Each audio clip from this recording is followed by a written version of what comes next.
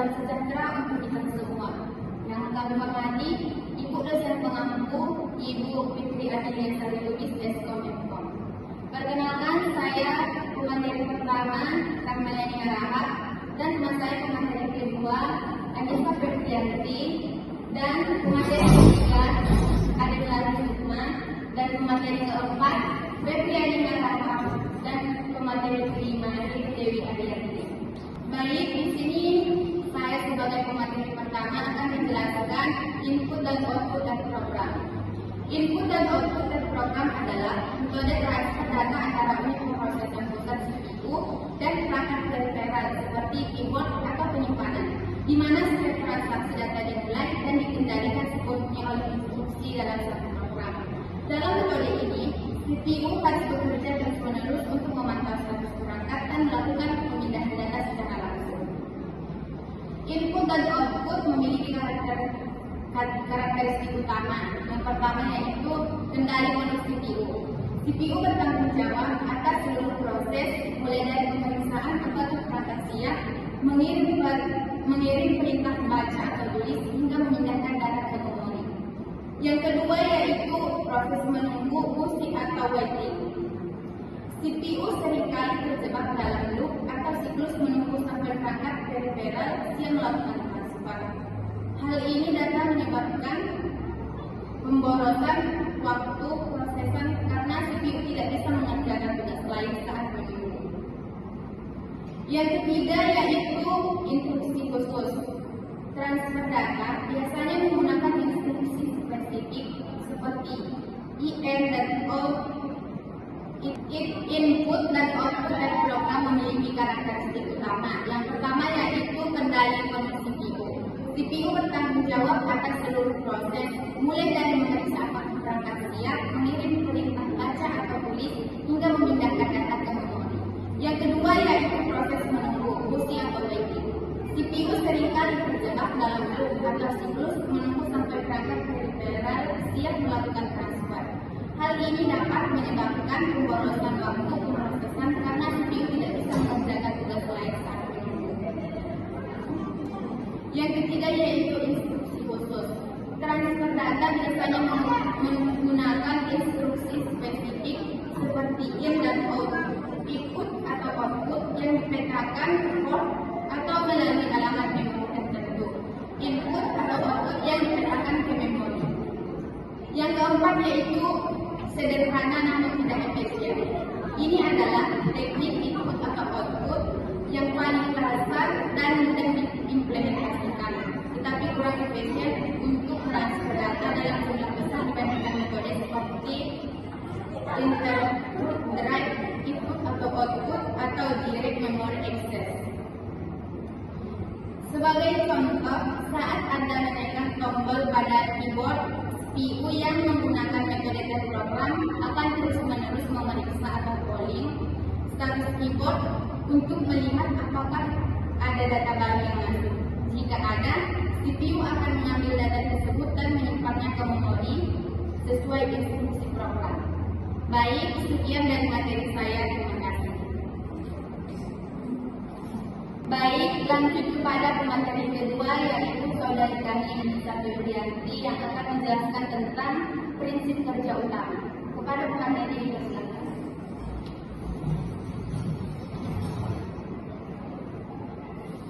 Baik, saya akan menjelaskan tentang prinsip kerja utama.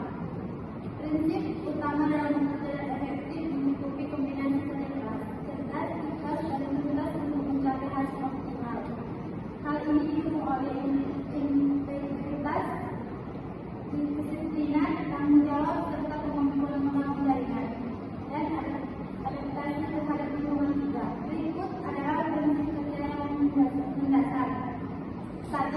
Kerja keras agar tuntas. Bersungguh-sungguh ulet dan menyelesaikan tugas hingga selesai sesuai target. 2.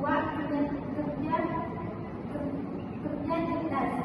Menggunakan kompetensi akal untuk menemukan solusi kerja pada data efisien dalam menyelesaikan masalah. 3.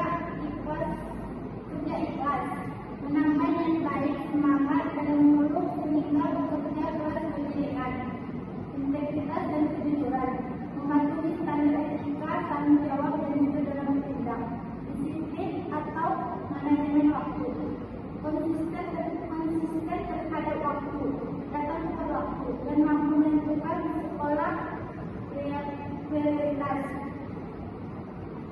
Komunikasi atau profesionalisme, membangun hubungan yang baik, berkomunikasi efektif dan bersikap sopan. Cukup sekian materi yang dapat saya sampaikan. Terima kasih. Baik, terima kasih kepada saudari kami. Pemateri selanjutnya yaitu kepada saudari kami Anissa Sukma sebagai pemateri ketiga yang akan menjelaskan tentang jenis-jenis perintah input atau output. Kepada pemateri dipersilakan.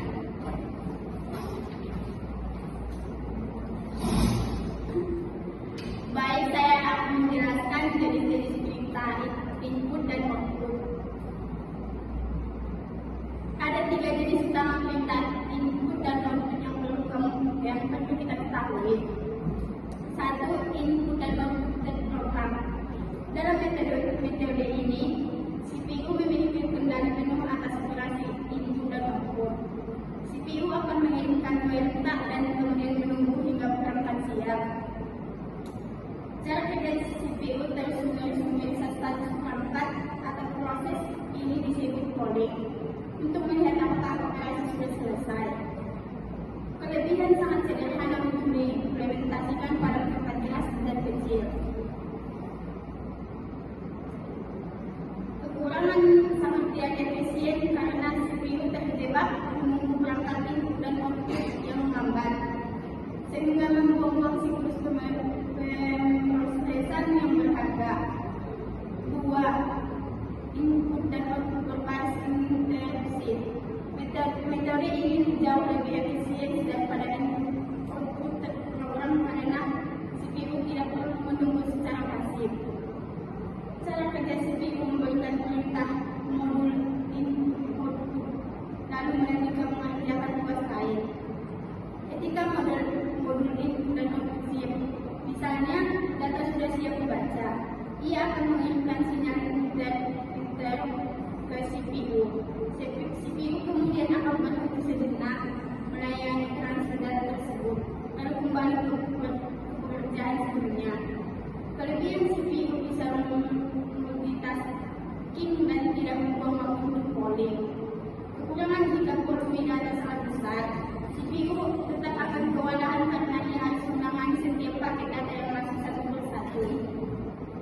3. Direct Memory Access atau DMA. DMA adalah teknik yang digunakan untuk transfer data volume besar tanpa melibatkan CPU secara terus-menerus. Cara kerja CPU memberikan delegasi kepada modul khusus yang disebut DMA controller. CPU hanya memberikan informasi seperti alamat asal, alamat tujuan, dan jumlah data. Setelah itu, DMA yang mengambil alih transfer data langsung antar perangkat input dan output yang utama atau RAM. Kelebihan CPU benar-benar bebas dari proses transfer data yang berat. CPU hanya menerima input dan sekali saja, yaitu saat seluruh data selesai dipindahkan. Penggunaan digunakan pada perangkat yang berkecepatan tinggi seperti hard disk, SSD, dan hard disk lain. Sekian materi dari saya. Terima kasih.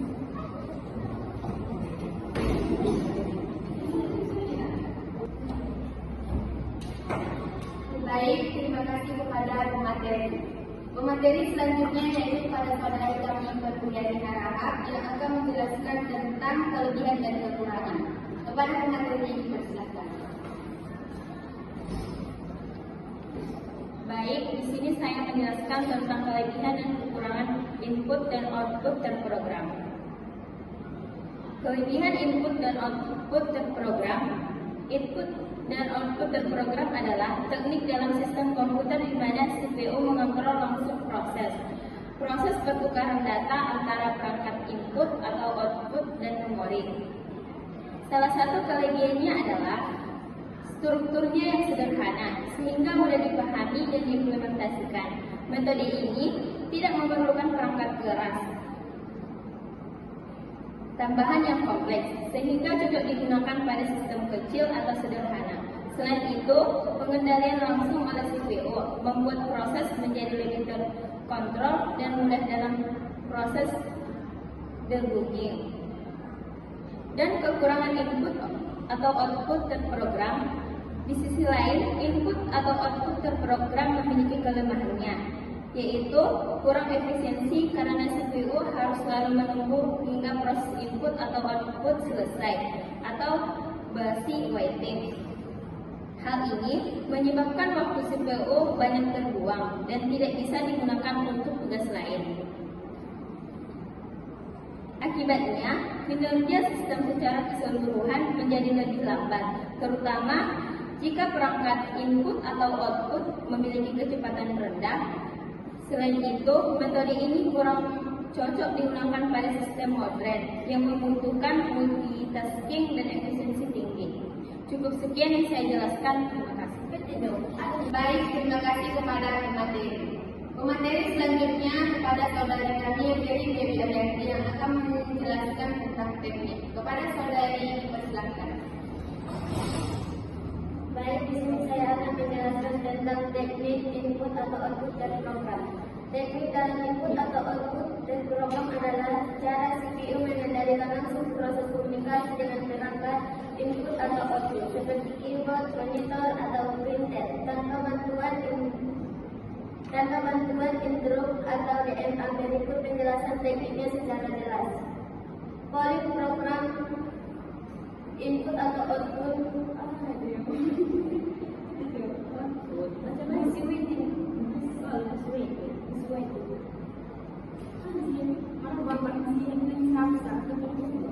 Polling programmer input atau output busy waiting. Teknik utama dalam input atau output dan program adalah polling. Cara kerja: CPU terus-menerus memeriksa status perangkat input atau output melalui register status. Jika perangkat belum siap, CPU tetap menunggu lock atau terus. Jika perangkat siap, CPU melakukan proses input atau output data. Contoh, CPU mengecek apakah keyboard sudah memenuhi data. Jika belum, CPU tetap mengecek berulang-ulang. Jika sudah, data dibaca oleh CPU. Terima kasih.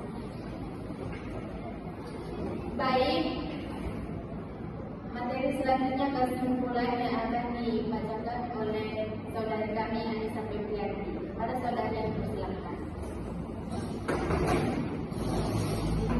Baik, saya akan membacakan kesimpulan. Input atau output terprogram adalah metode paling dasar namun boros sumber daya.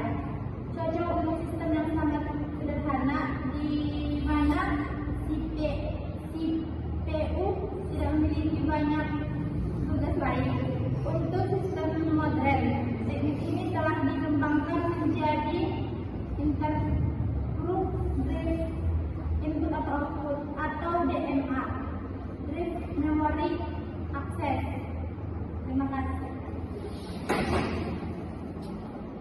Baik, cukup sekian dari materi kami. Jika ada kesalahan, kami mohon minta maaf. Assalamualaikum warahmatullahi wabarakatuh.